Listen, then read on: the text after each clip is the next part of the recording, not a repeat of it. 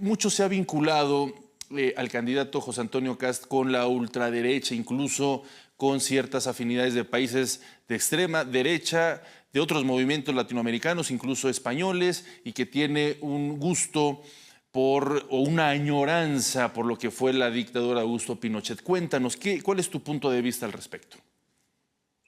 Sí, bueno, me parece que ese vínculo es claro.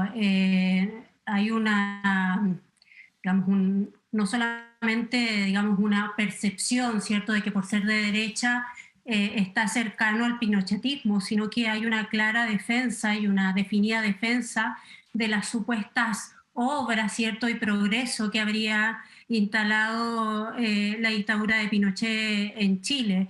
Y claro, lo que hace también es volver o valorar algunas medidas, ¿cierto?, como las implementadas por Bolsonaro en Brasil. Y ya hemos tenido evidencias hemos tenido actividades, actitudes, digamos, de esta derechización muy extrema, como por ejemplo, ¿cierto?, que dos diputados, ¿cierto?, de derecha pidieron a las universidades de Santiago y de Chile una lista de todos los cursos de género que se hacían en la universidad. Ujú. Y cuando una académica de mi universidad reclamó, ¿cierto?, públicamente por ese tipo de información que se estaba pidiendo con claras definiciones ideológicas, se hablaba de ideología de género, la académica de mi universidad fue amedrentada con una petición del mismo tipo: mándenos su contrato, sus evaluaciones docentes, los cursos que da. Por lo tanto, nosotros ya tenemos, ¿cierto?, un antecedente de eso, hay una vinculación clara, sobre todo en términos valóricos, en términos de política pública, de respeto a los derechos, de persecución, o más bien dicho, de limitación de respeto a los derechos, de esa persecución al que piensa distinto.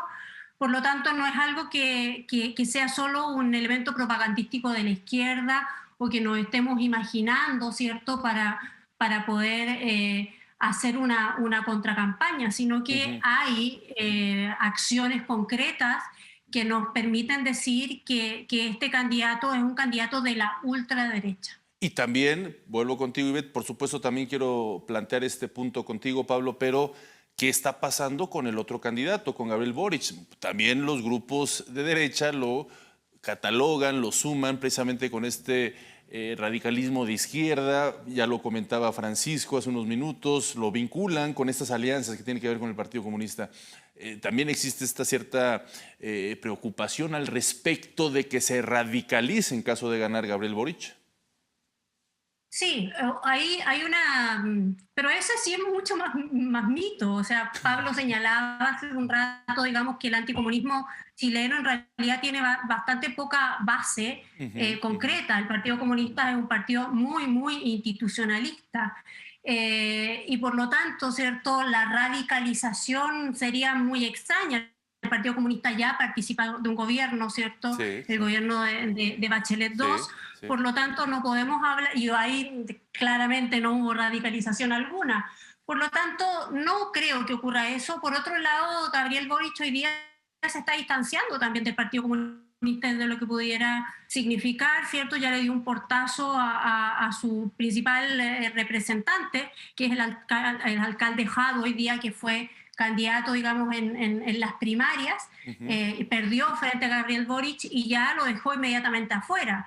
ujú, Por ujú. lo tanto, la radicalización está muy lejos. Ahora, creo que a diferencia, ¿cierto?, en términos valóricos, la diferencia fundamental respecto a la radicalización es que las propuestas sociales, morales, ¿cierto?, las propuestas que tienen que ver con los derechos de Gabriel Boric y de su coalición son propuestas de un mínimo civilizatorio, son propuestas básicas para cualquier país que se considere moderno. Claro.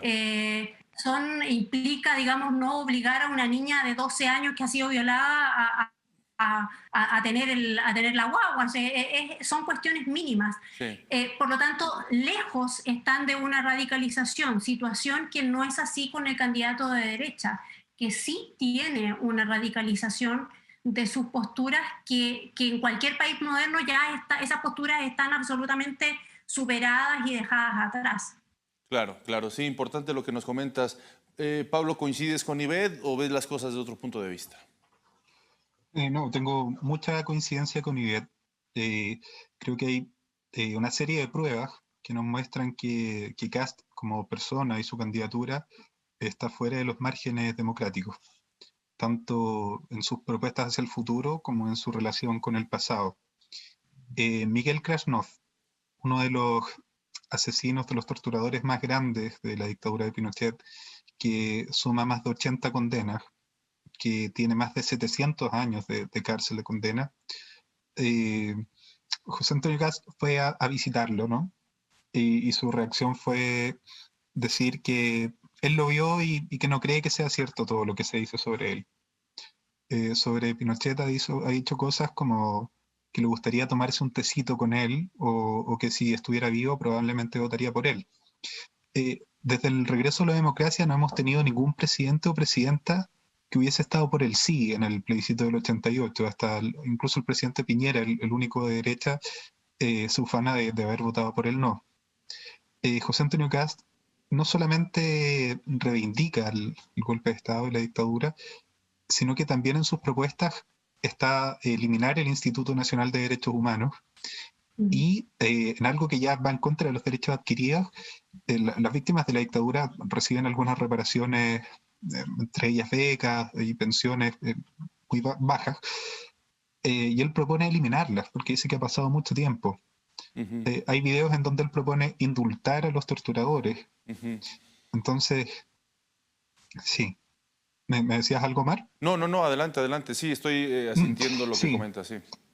claro. Entonces, tiene que ver con su historia, ¿no? Él fue un dirigente estudiantil de la Universidad Católica que fue uno de los rostros de la campaña del sí a Pinochet para que se mantuviera hasta el año 98.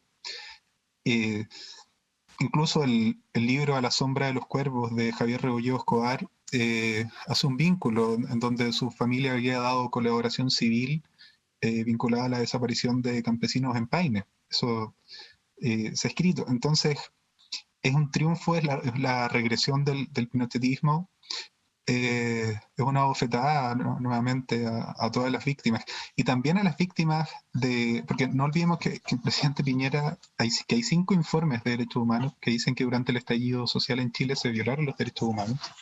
Y otro mencionaba hace un poco a Fabiola Campillay, la senadora electa con más votos en Chile, a la que el Estado le arrebató ambos ojos, y un diputado republicano, Johannes Kaiser, dice en un video que la bomba lacrimógena que le quitó los ojos a Fabiola Campillay estuvo bien puesta. Ujú. Él se refiere, el mismo diputado electo Kaiser, que luego de esta polémica tuvo que renunciar al Partido Republicano, se refiere a los fusilados de la localidad de Pisagua en Chile como bien fusilados, además de hacer apologías a la violación de mujeres. Entonces, eso, desde nuestro punto de vista, desde mi punto de vista, está fuera de los márgenes democráticos, a pesar de que hoy él busque mostrarse como un moderado. Sí. Eh, pero un eventual triunfo probablemente sería durísimo para todas las víctimas que quedan y sería también la consolidación de la impunidad. Pero ¿qué pasó entonces en Chile con la sociedad al haberle dado esta cantidad de votos? ¿Dónde surgió, dónde se canalizó o a partir de qué elementos se canalizaron el apoyo a un candidato como José Antonio Kast con estas características que ambos están planteando, tanto Ivette como Pablo? Ivette, si quieres, iniciamos contigo. Sí, yo quiero decir que no hay que olvidar que en Chile hay un 30% que históricamente vota por la derecha, ¿ya? Y me parece que eso es importante señalarlo, y que por lo tanto lo que ocurrió en este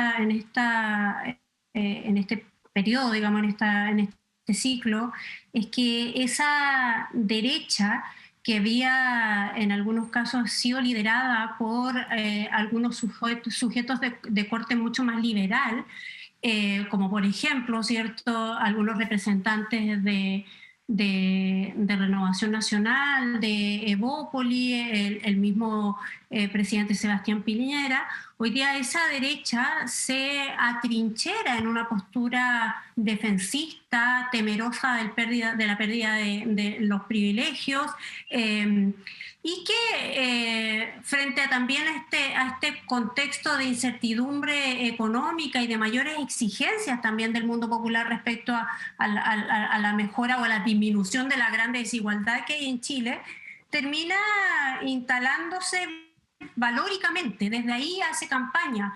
Pero las personas que están votando por José Antonio Kast no están solo pensando en el ámbito moral, están pensando ni en las transformaciones solo en términos de derechos o no, sino que hay un grupo importante, ¿cierto?, de esa derecha histórica que ha votado por la derecha, que está pensando en la preservación del modelo económico. Y entonces ahí ese elemento creo que es importante. El otro día, ¿cierto?, leía una columna bastante interesante de un periodista chileno, ¿cierto?, Matamala, que se refería respecto al voto de las zonas rurales. Sí, ¿Ya? claro. El voto de las zonas rurales es importante y es un voto conservador. Y también hay que considerar ¿Cuánto representa más o menos el voto de las zonas rurales? No es la mayoría porque en las ciudades, ¿cierto?, vota digamos, es la mayor movilización, y no tengo las cifras, seguramente Pablo, digamos, que está más dedicado a la cuestión de las cifras, ¿La tienes, Pablo? porque ¿La tienes, Pablo? Digo, nada más para tener un poquito este contexto Solo- que comentas. O sea, entre Santiago, Valparaíso y Concepción, las tres principales ciudades, está 8 de cada 10 votos. claro. Entonces, es un poco más marginal. Bien, gracias, gracias, Pablo. Adelante, Isbeth. Y que ese sector, ¿cierto?, de las zonas rurales, por ejemplo, estaría en contra de las propuestas más transformadoras, más modernizadoras que plantea la coalición de izquierda, y estaría, ¿cierto?, más vinculado a esta otra propuesta de José Antonio Kast. Lo mismo, por ejemplo, en las provincias del norte, donde al parecer funcionó bastante bien el voto de castigo, gente que votó por Parisi, pero cuando uno se mete, digamos, a ver las propuestas de Parisi, tenía propuestas específicas, bastante rupturistas, que bueno, uno puede evaluar si eran posibles de llevar a la práctica o no, Sí. pero bastante rupturistas, que beneficiaban, ¿cierto?, a ese sector de las provincias que habían estado un poco olvidadas. Chile es un país muy centralista, Claro.